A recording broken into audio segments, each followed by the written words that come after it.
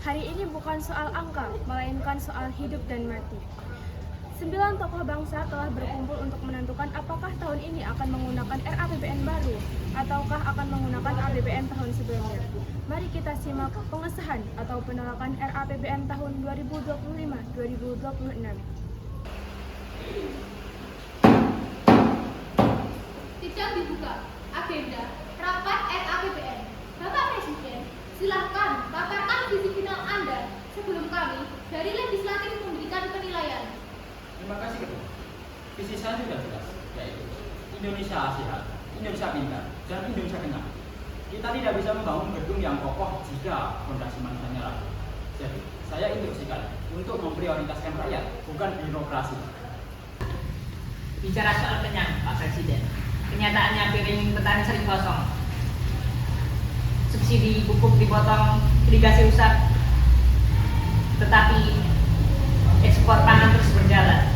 Jika RAPBN tidak menjamin kesejahteraan kami, jangan harap ada kesejahteraan pangan. Pak Niko, saya mengerti, tapi kita punya defisit yang harus dijaga di bawah 3%. Kami sudah mengalokasikan anggaran, namun kita harus berbagi dengan sektor pendidikan dan kesehatan yang juga mendesak.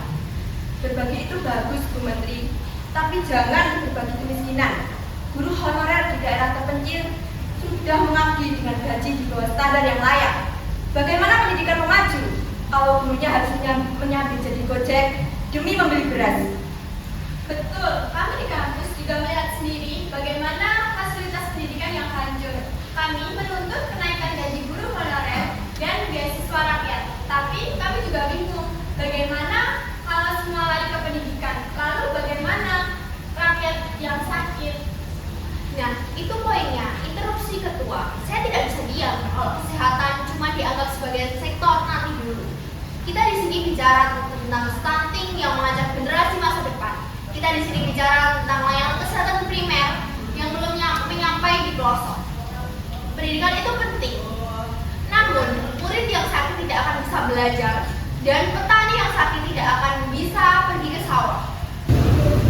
Ibu Menteri Kesehatan benar, kami di DPR menemukan banyak puskesmas tanpa alat medis yang layak. Namun, di sisi lain, aspirasi Ibu Eca soal guru honorer adalah janji kampanye yang harus dipenuhi. Kita terjebak di antara 3 kebutuhan yang sama-sama dari.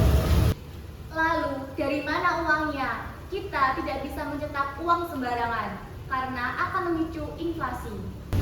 Menteri Keuangan, saya sudah ambil keputusan. Kita potong anggaran belanja barang dan perjalanan dinas seluruh kementerian sebesar 30%. Kita alihkan semua dana tersebut untuk 3 hal, yaitu tambahan subsidi pupuk, kenaikan gaji honorer, dan peningkatan fasilitas kesehatan tingkat pertama. Presiden sudah menawarkan solusi. Bagaimana dari pihak rakyat? Pak Niko, apakah tambahan subsidi pupuk ini cukup? Jika itu benar-benar sampai kita mengaminkan perbuatan magelan, kami terima. Kami hanya ingin kesejahteraan. Dan untuk kami, apakah menaikkan gaji ini hanya janji? Saya akan pastikan kenaikan gaji honorer masuk dalam dana alokasi umum yang dikunci penggunaannya. Jadi, daerah tidak bisa memakai dana itu untuk hal lainnya. Saya sebagai Menteri Kesehatan juga menuntut jaminan bahwa anggaran kesehatan tidak turun dari mandatory spending. Kita juga butuh alat-alat medis di desa-desa terpencil, bukan hanya di kota-kota besar saja. Kami dari mahasiswa akan mengawasi setiap rupiahnya.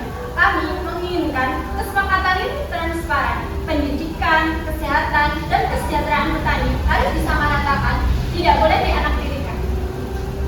Setelah mendengar penyesuaian dari Ibu Menteri Keuangan, atas perintah Presiden, kami dari Legislatif merasa RAPBN ini sudah mencerminkan keadilan sosial. Tidak ada yang ditinggalkan. Baik, dengan memangkas pemborosan birokrasi demi kesejahteraan petani, pendidikan melalui gaji guru, dan kesehatan masyarakat, apakah RAPBN ini dapat disetujui? Setuju!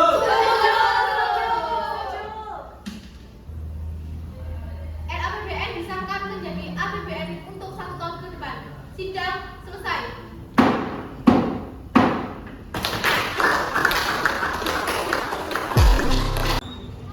Akhirnya, kebijakan yang memihak rakyat kecil lahir dari perjuangan tiga pilar utama, pendidikan, kesehatan, dan pangan telah diamankan. Kini tugas kita adalah mengawal agar dana ini benar-benar tersampaikan ke tangan yang berhak. Saya, Alexia Celindanian, melaporkan untuk bangsa.